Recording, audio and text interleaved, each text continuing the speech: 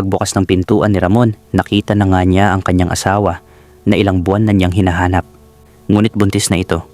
At sabi pa niya sa kanyang asawa, "Naku, buntis ka pala. Bakit hindi mo sinasabi? Bakit bigla ka na lang umalis sa bahay?" Wika niya. Ngunit doon naman ay lumabas ang isang lalaki sa tabi ng kanyang asawa, nakabatch nito. "Putang ina nyo," mura ni Ramon. At dito na nagkandalet-seletse ang lahat dahil sa kaso ng pangangalo niya. Bakit nga ba ganun ang nangyari mga kaibigan? Iyan ang ating aalamin ngayon sa kwentong ito.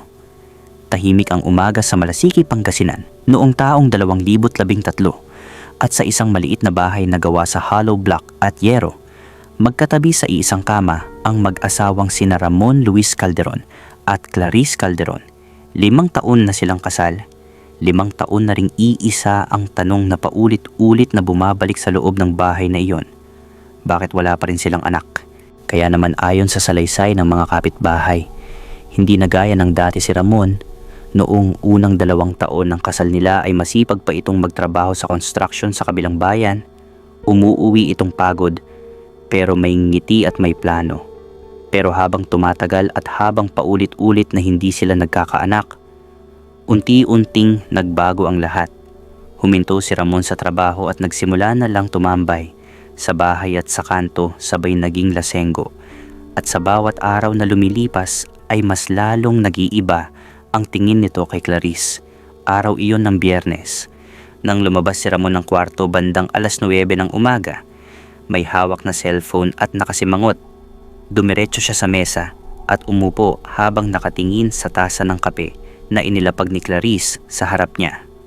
"Yan na naman ang kape mo, parang lasang tubig," sabi ni Ramon habang hindi man lang tumitingin sa asawa. Tahimik lang si Clarice at umupo sa tapat niya. Hinawakan niya ang tasa niya at dahan-dahang humigop habang pilit inaayos ang boses niya. "Kung gusto mo, lalagyan ko pa," sagot niya ng mahinahon.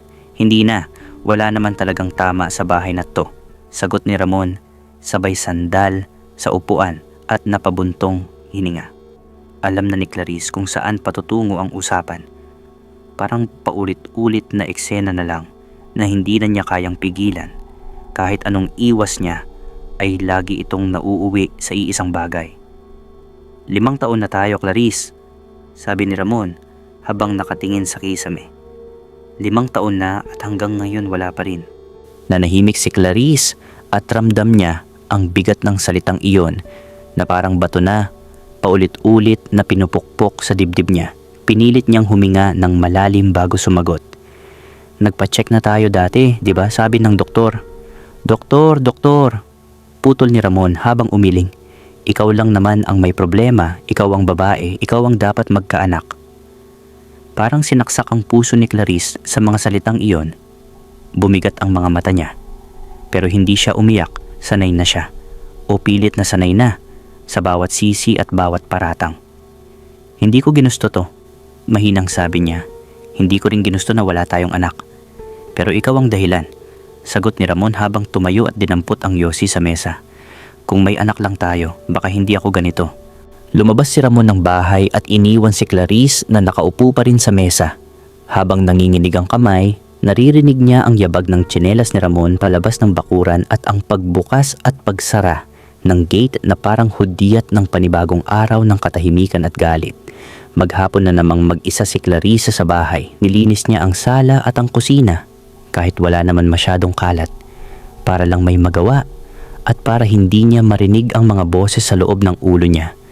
Mga boses na paulit-ulit na nagsasabing, siya ang may kasalanan, siya ang kulang, siya ang problema. Pagsapit ng hapon ay naupo siya sa may bintana at pinanood ang mga batang naglalaro sa labas. Mga batang naghahabulan at nagtatawanan, at sa bawat tawa ay parang may kurot sa dibdib niya. Minsan ay napapaisip siya kung ano ang pakiramdam na may tatawag sa kanya ng nanay, kung ano ang pakiramdam na may uuwi sa bahay na aasa at tatawag sa kanya. Pagdating ng gabi ay bumalik si Ramon na amoy alak at yosi. Dumiretso ito sa upuan at humiga habang nakatingin sa telebisyon. Hindi man lang siya nilingon ni Clarice at hindi rin siya kinausap. Pareho na lang silang sanay sa ganitong katahimikan na puno ng galit. Nang sumilip si Ramon sa kusina, na parang may hinahanap. At ang sabi niya, "May ulam ba?" Tanong niya nang walang tingin kay Clarice na naglalaba sa may likod ng bahay. Tumigil si Clarice at pinunasan ang kamay sa laylayan ng damit bago pumasok sa kusina. Binuksan niya ang takip ng kaldero at ipinakita ang loob na halos tubig lang at kaunting asin. "May lugaw," mahinang sagot niya. "Yan lang ang kaya." Napailing si Ramon at sumimangot. Dinukot niya ang supot at inilabas ang 2 pirasong instant noodles na parang ayaw pa niyang ipakita. "Ito na naman," sabi niya na may halong inis. "Araw-araw na lang ganyan, lugaw, noodles, wala bang masarap?" Napayuko si Clarice at hindi agad sumagot. Alam niya kung saan na naman papunta ang usapan pero pilit pa rin niyang pinipigilan ang boses niya na manginig. "Wala tayong pambili," sagot niya. "Wala ka namang iniabot." Biglang napatingin si Ramon sa kanya at tumawa ng mapakla. "Ako na naman ang masama, ako na naman ang tamad." "Hindi ko sinabing ganon," sagot ni Clarice. "Pero alam mo naman." "Alam ko," putol ni Ramon habang hinahagis ang supot sa mesa. "Alam ko na lahat, pero kung may anak lang sana tayo, baka may silbi pa antong buhay ko." Nanigas si Clarice sa kinatatayuan niya at ramdam niya ang sakit na parang paulit-ulit na hinahaplos ang sugat na hindi na naghihilom. Gusto niyang sumagot. Gusto niyang ipagtanggol ang sarili niya. Pero sa halip ay tahimik lang siyang bumalik sa labahan habang naririnig ang pagkalabog ng kutsara ni Ramon sa mesa at ang paghinga nitong mabigat na parang pasan ang buong mundo. Nang habang nanonood ng TV si Ramon, may nabanggit ito. "May reunion bukas," biglang sabi ni Ramon habang nakatingin pa rin sa TV. "Anong reunion?" tanong ni Clarice. "Batchmate mo, di ba? May reunion daw kayo," sagot ni Ramon. "Inaaya ka."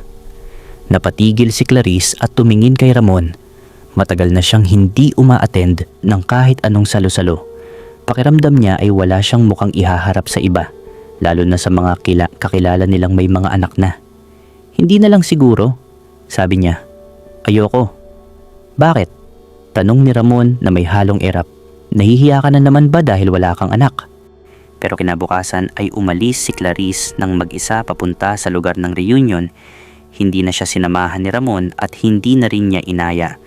Habang naglalakad siya papunta sa social hall ng eskwelahan, ay ramdam niya ang kaba at takot at sabay ang kakaibang pakiramdam na matagal na niyang hindi naramdaman. Pagpasok niya sa loob, ay sinalubong siya ng ingay ng tawanan at usapan. Nakita niya ang mga dating kaklase na may kanya-kanyang buhay na, may asawa at may mga anak, may trabaho at may kwento. At dito napapasok sa kwento si Joshua Enrique Alonzo. Nakatayo ito sa may gilid ng hall at may hawak na baso. Nakasuot ng simpleng polo at mukhang mas matured kaysa sa huling alaala niya. Nagkatitigan sila ng ilang segundo at parang bumalik ang lahat. Ang mga tawanan, ang mga pangarap, at ang mga bagay na hindi nila nasabi noon. "Clarice?" tanong ni Joshua habang lumalapit. "Ikaw nga." Ngumiti si Clarice ng pilit at tumango. "Ikaw pala yan, Josh. At andito ka." Sabi ni Joshua na parang hindi makapaniwala. Ang tagal na. May mga tanong tungkol sa buhay, tungkol sa asawa, tungkol sa trabaho. At sa bawat tanong ay maikli lang ang sagot niya. Pilit niyang iniiwasan ang usapan tungkol sa anak dahil alam niyang iyon ang unang tanong na kasunod ng salitang kasal. Umupo siya sa isang bakanting upuan sa may gilid at tahimik na pinagmamasdan ang paligid. May mga kaklase siyang may kasamang anak at may mga asawang naghahatid sundo. At sa bawat eksenang iyon ay may kurot sa loob niya na pilit niyang tinatago sa likod ng ngiti. "May asawa ka na?" sabi ni Joshua na parang kumpirmasyon kaysa tanong. "Oo," sagot niya at tumango. 5 taon na." Napangiti si Joshua pero may bakas ng lungkot sa mga mata niya.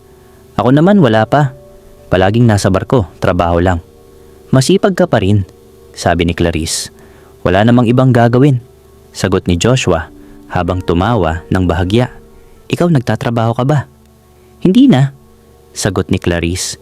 "Sa bahay lang." Hindi na siya nagdagdag at hindi na rin nagtanong si Joshua. Parang pareho nilang naramdaman na may mga bagay na mas mabuting hindi muna binubuksan sa gitna ng ingay ng reunion. Habang tumatagal ang gabi ay dumarami ang alak at tumitindi ang tawanan. May mga lumalapit kay Joshua at kumakamay at nagtatanong tungkol sa barko at sa mga bansang napuntahan niya. At si Clarice ay tahimik lang na nakikinig. Paminsan-minsan ay napapangiti sa mga kwento at sa paraang magsalita ni Joshua na hindi nagbago. Diretso at kalmado. Nang naalala mo pa ba? Biglang sabi ni Joshua habang bahagyang yumuyuko para marinig siya ni Clarice. Yung tambayan natin dati sa may ilog. Napatingin si Clarice sa kanya at bahagyang napangiti. Oo, doon tayo madalas magkwentuhan. Doon ko sana balak manligaw. Biglang sabi ni Joshua na parang pabiro pero may bigat ang tono. Kaso bigla akong sumampa ng barko. Napatigil si Clarice at hindi agad sumagot. Ramdam niya ang pag-init ng pisngi niya at ang kakaibang tibok ng dibdib na matagal na niyang hindi nararamdaman. Matagal na yun, sabi niya sa huli. Oo, sagot ni Joshua. Pero minsan naiisip ko kung ano kaya ang nangyari kung hindi ako umalis. Tahimik silang dalawa at sa pagitan ng ingay ng hall ay may sarili silang katahimikan na puno ng mga tanong na hindi na itanong noon. Hanggang sa may tumawag kay Joshua at hinila siya palayo sandali. Naiwan si Clarice na nakaupo at nakatingin sa baso ng soft drink sa harap niya.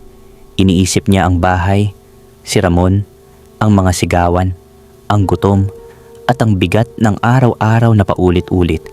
At sa gitna ng lahat ng iyon ay biglang pumasok sa isip niya ang mukha ni Joshua na puno ng sigla at paggalang. Nang bumalik si Joshua ay medyo tahimik na ang paligid at marami na ang umuwi.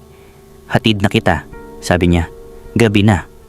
Nag-alinlangan si Clarice pero tumango rin sa huli. Sige. Naglakad sila palabas ng eskwelahan at sabay na humakbang sa madilim na kalsada na tanging ilaw ng poste ang nagsisilbing gabay. Kumusta kayo ng asawa mo? Tanong ni Joshua habang naglalakad. Napahinto si Clarice at napatingin sa lupa. Hindi okay. Hindi na siya nagdetalye at hindi na rin nagtanong pa si Joshua. Pero sa paraan ng katahimikan ay ramdam niyang may pakikinig at pag-unawa. Kung kailangan mo ng kausap, sabi ni Joshua ng mahinahon, nandito lang ako. Sabay nagbiro pa ito ng siguro kung tayo ang nagkatuluyan may anak na tayo, sabi niya sabay tawa. Pero tumango si Clarice at huminga ng malalim. Sa gabing iyon ay may kung anong nabuksan sa loob niya. Isang pakiramdam na matagal nang nakatago. At kahit hindi pa niya alam kung saan hahantong ang lahat. At dahil dito, mula noong gabing iyon ng reunion sa Malasiki, ay hindi na tuluyang nawala sa isip ni Clarice ang pangalan ni Joshua. At kahit sinubukan niyang bumalik sa dati niyang tahimik na gawain sa bahay, ay may kung anong nagbago sa loob niya. Dahil sa unang pagkakataon, ay may nakausap siyang hindi siya tinatanong kung bakit wala pa silang anak at hindi siya tinitingnan bilang isang pagkukulang. Nagsimula ang komunikasyon sa isang simpleng mensahe, isang maikling kamusta mula kay Joshua na ipinadala kinagabihan matapos ang reunion. At kahit nag-alinlangan si Clarice noong una, ay sumagot din siya at mula sa simpleng usapan ay unti-unting humaba ang mga mensahe. Nagtanong si Joshua tungkol sa araw niya at sa ginagawa niya at si Clarice naman ay unti-unting naging bukas sa mga kwentong matagal na niyang kinikimkim. Madalas na sa hapon sila nagkakausap kapag wala si Ramon sa bahay at nasa kanto o kaya ay natutulog matapos uminom, at sa bawat mensahe ay parang may nabubuo na espasyong ligtas para kay Clarice, isang lugar na wala ang sigawan at pagbibintang. Hindi nagtagal ay nagsimula na rin silang magkita, minsan sa bayan, minsan sa karinderya sa kabilang barangay. At sa bawat paglabas ni Clarice ay pakiramdam niya ay humihinga siya ng mas maluwag. Kahit alam niyang mali ang ginagawa niya, ay mas malinaw sa kanya ang katahimikang ibinibigay ni Joshua kumpara sa bahay na puno ng galit. May mga pagkakataong umaalis si Clarice nang hindi nagpapaalam kay Ramon. Dahan-dahan siyang lumalabas ng bahay at nagsasabi lang na may aasikasuhin. At may mga pagkakataon din na sinasabi niyang pupunta siya sa kamag-anak. At sa una ay hindi ito pinapansin ni Ramon dahil abala ito sa sarili niyang pagkainip at katamaran. Alam niyo yung literal na parang palamunin ganun na noon si Ramon ayon sa kwento ng mga kapitbahay.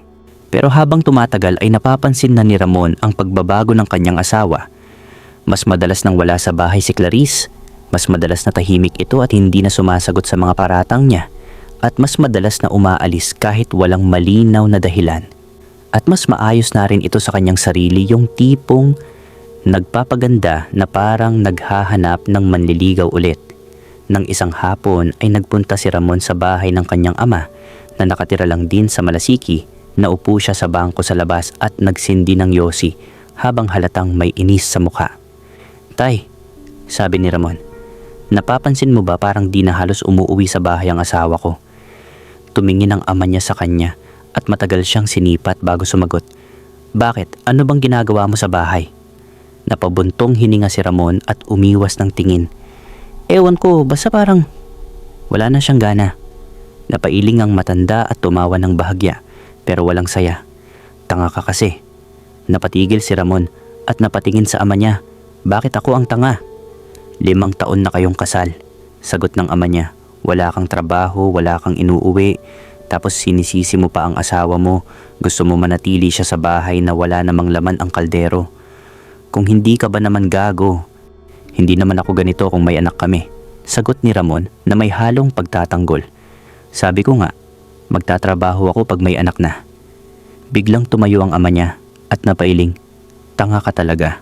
Anak ang hinihintay mo para magtrabaho. Trabaho ang kailangan para mabuo ang pamilya. Paano ka kakaawaan ng Diyos na bigyan kayo ng anak ng asawa mo? Sarili mo nga parang hindi mo kayang buhayin."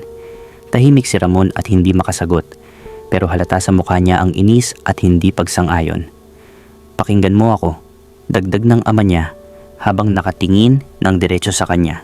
"Kapag ganyan ka, darating ang araw na ipagpapalit ka ng asawa mo dahil hindi habang buhay magtitiis ang isang babae." Napangisi si Ramon at tumayo rin.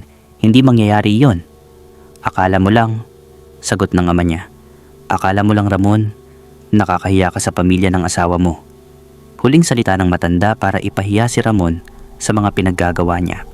Umuwi si Ramon na mabigat ang ulo at mas mabigat ang dibdib, at sa halip na magbago ay mas lalo siyang naging tahimik at mas lalong naging mainitin ang ulo, habang si Clarice naman ay mas lalong nahuhulog sa atensyon at pag-unawa na ibinibigay ni Joshua.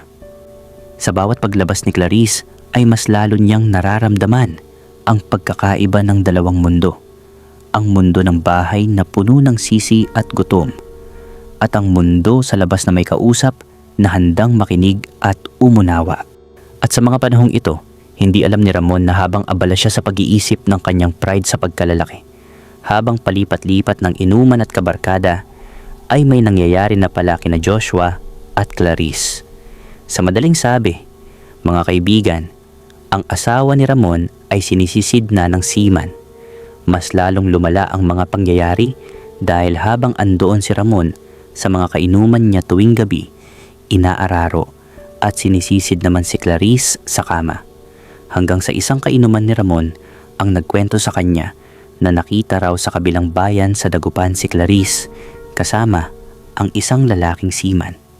Naglalakad daw ang dalawa sa isang kalye malapit sa isang motel at sumakay pa raw ng tricycle. Ngunit nang marinig iyon ng lasing na si Ramon, hindi niya ito pinaniwalaan. Nagbiro pa nga siya at sinabi, "Hayaan muna, kung wala namang matres ang asawa ko, wala ring silbi kahit sino pa ang kumantot sa kanya." Natawa lang ang mga kasama niya sa sinabi niyang iyon, pero kapansin-pansin ang mapait na ngiti ni Ramon. Lasing na rin siya ng mga oras na iyon. Hanggang sa isang gabi, umuwi si Ramon sa kanilang bahay at nadatnan niyang wala na ang asawa niyang si Clarice. Ngunit dahil sa kalasingan, hindi pa niya iyon masyadong inintindi. Kinabukasan, nang hindi pa rin bumalik ang asawa niya, doon na siya nagsimulang magtanong-tanong sa mga kapitbahay. Halos buong maghapon niyang nilibot ang baryo pero wala. Ni anino ni Clarice ay hindi niya nakita. Umabot pa siya sa bahay ng mga magulang ni Clarice. Ngunit pati ang mga ito ay walang ideya kung nasaan ang kanilang anak. Doon na pumutok ang matagal nang hinanakit at galit ng mga magulang ni Clarice kay Ramon. Halos idura nila si Ramon sa harap niya dahil sa tingin nila ay isa siyang lalaking walang silbi. Sinabi pa ng mga bayanan niya na kung nilayasan siya ng anak nila ay karapat dapat lang daw iyon sa kanya. Wala nang nagawa si Ramon kundi umalis, dala ang galit at hiya, at wala pa ring ideya kung nasaan ang kanyang asawa. Ang hindi niya alam, itinanan na pala si Clarice ng seaman. Lingid din sa kaalaman ni Ramon, tumawag na noon si Clarice sa kanyang mga magulang at sinabing nagtatrabaho siya sa dagupan. Nakiusap siya na huwag ipaalam kay Ramon kung nasaan siya. Kaya nagsinungaling din ang mga magulang ni Clarice nang magtanong si Ramon. Halos 6 na buwan na nawala si Clarice sa paningin ni Ramon. Halos hindi na rin siya makatulog sa kakaisip at kakahanap sa asawa niya. Hindi na rin siya humingi ng tulong sa kanyang ama dahil alam niyang tiyak na sisihin lamang siya nito. Hanggang sa isang batchmate ni na Clarice at Joshua ang nagkwento sa kanya na nasa dagupan si Clarice at ibinigay pa ang address kung saan ito nakatira. Nang tanungin ni Ramon kung ano ang ginagawa ni Clarice doon, ang sagot lang ng batchmate ay puntahan mo na lang at sa kanya mo itanong. Pagkatapos ay umalis na rin ito. Walang inaksayang oras si Ramon at pinuntahan nga ang asawa niya. Nang marating niya ang apartment na sinasabing tinitirhan ni Clarice, kumatok siya. Pagbukas ng pintuan ni Ramon, nakita niya ang kanyang asawa na ilang buwang hinahanap. Ngunit buntis na ito. Akala ni Ramon, o marahil pakiramdam na lamang niya, na sa kanya ang batang dinadala ng asawa niya. Ngunit lumabas mula sa tabi ni Clarice si Joshua, ang seaman at humarang. Putang ina ninyo mga hayop, gago, sigaw ni Ramon. Napaatras si Clarice papasok ng pintuan nang umamba ng suntok si Ramon kay Joshua. Nailagan ito ni Joshua at gumanti ng suntok kay Ramon. Bumagsak si Ramon. Nang lalapitan sana ni Joshua, bigla naman siyang pinatid ni Ramon at pareho silang bumaliktad. Doon na sila nagpambuno sa lupa, sa harap mismo ng apartment. Umiiyak at sumisigaw si Clarice habang inaawat na rin sila ng mga kapitbahay mula sa katabing mga apartment. Murahan, labasan ng sama ng loob, bantaan ng buhay, at usapang demanda ang naganap. Sa huli, pinauwi na lamang si Ramon ng may-ari ng paupahan. Sa biyahe ni Ramon pauwi ng Malasiki, Pangasinan, doon niya tunay na naramdaman ang sakit. Hindi sakit ng suntok o galos, kundi ang sakit ng katotohanang maaaring siya ang baog sa kanilang dalawa ni Clarice. Buntis ang asawa niya pero sa ibang lalaki. Nadurog ang pagkalalaki ni Ramon. Nagdemanda pa rin siya laban kina Clarice at Joshua. Lumaban ang dalawa dahil may pera naman si Joshua. Kalaunan, iniurong na lamang ni Ramon ang demanda dahil wala siyang pera at dahil sinabi rin ng kanyang ama na wala ng silbi ang kaso. Kahit manalo pa siya, hindi niya mababago ang katotohanang maaaring siya nga ang baog. Parang karma na isinampal sa kanya dahil sa paninisi niya sa kanyang asawa.